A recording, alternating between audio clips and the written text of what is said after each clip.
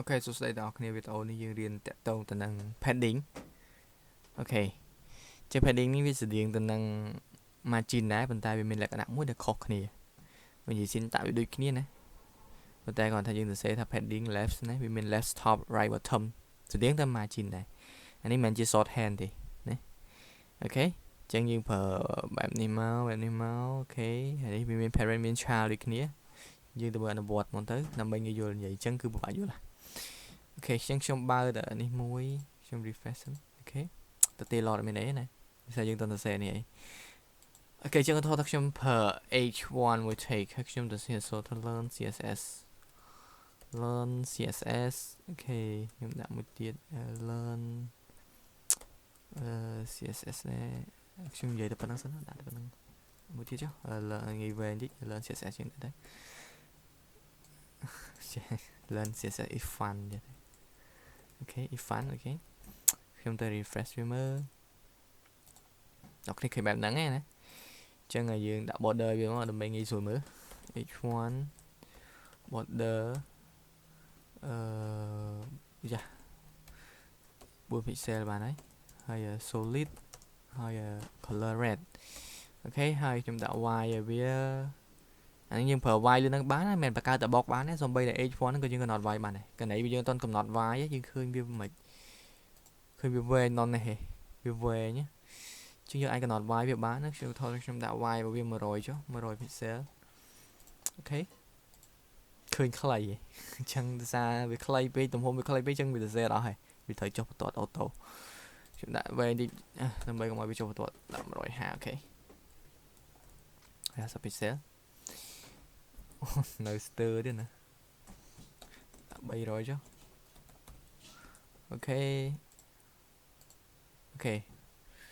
ថយបន្តិចដើម្បីដល់គ្នាងាយយល់តើតងតហ្នឹងគឺ padding ហ្នឹងយើងបញ្យល់មិនត្រូវបាក់យល់អូខេឲ្យខ្លីតិចទៀតមកចុះ230អូខេតែអូខេប៉ុណ្ណឹងចុះចឹងយើងនិយាយពី margin គឺនិយាយពីកម្រិតចឹងណាពី border មួយ parent នេះ parent របស់វាណាឃើញទេកម្រិតអញ្ចឹងណាកម្រិតឆ្វេងកម្រិតស្ដាំកម្រិតលើខំតែនិយាយ padding អត់ទេ padding និយាយចូលចេះវិញនិយាយពីអានេះនិយាយពីកម្រិតអក្សរនេះគឺជាមួយនេះborder តែមិនមែនព្រមទេណាអានេះប្រហិចពេលដាក់ទៅ reach យើងឃើញ reach មកយើងឃើញប្រអប់របស់យើងនេះអានេះ reach មកវា reach ឡើងមកចេញមកក្រៅមកវាអត់រួមដូចយើងប្រើ margin នេះណាវាទៅជាអាក្រៅនេះ reach វិញព្រោះយើងដាក់ padding នេះវាស្មើធ្វើឲ្យវា reach ក្នុងហ្នឹង reach ទៅវាធ្វើឲ្យអាកម្រិតហ្នឹងវានៅកាន់តែឆ្ងាយពីអានេះបន្តនេះនៅឆ្ងាយចូលក្នុងឥឡូវយើងទៅដាក់លើមើលឥឡូវតើខ្ញុំដាក់ padding top ខ្ញុំប្រើ padding top ខ្ញុំដាក់50 pixel អ្នកគ្នាមើលឃើញច្បាស់អរគ្នាឃើញវា reach ទេអូខេឃើញវា reach មកហើយតែបើយើងប្រើ margin សួរថាអាហ្នឹងវា reach ទេអាហ្នឹងវានេះវា cut ចេញពីអាហ្នឹងអត់ទេណាវា cut តែខាងក្រៅនេះវាកម្រិតខាងក្រៅនេះតែបើប្រើដើម្បីកម្រិតអក្សរហ្នឹងបានគឺយើងប្រើ padding ហ្នឹងឯងចូលខ្ញុំចង់ឲ្យវា clear អាខាងនេះមកខាងនេះ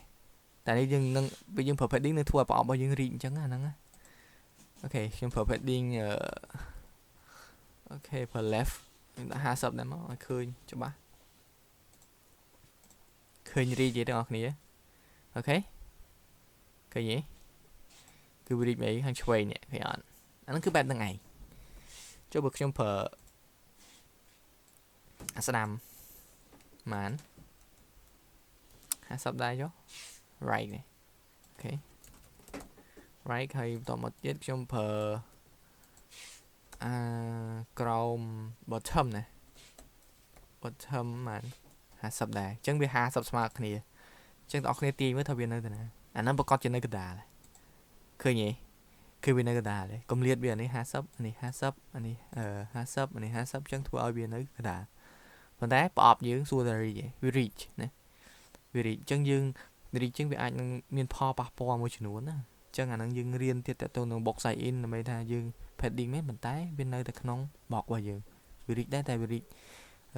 តាមយើងចង់បានណាមិនមែន reach ទៅពីអញ្ចឹងទេអាហ្នឹងកាលណា reach អញ្ចឹងពេលយើងទៅសេទៅវាធ្វើ reach វាធ្វើអានេះវាចិត្តតែខិតមកខាងនេះវាមានណា content sensitive ធ្វើខិតទៅវាបណ្ដាលឲ្យពិបាកហើយអាហ្នឹងគឺចឹងឯងទៅ padding ណា cứ vía copy margin ta bản năng thì cửa năng viên dây pia cùng liệt thằng không này mình khơi nhé nó thôi những cứ bản năng ấy anh ấy chỉ cùng liệt padding riêng per padding anh ấy cứ riêng per margin ok chứ năng bản năng ấy tại tông từ năng padding hay với tao có riêng riêng tại tông từ năng shorthand mà clay ở vài vô shorthand ok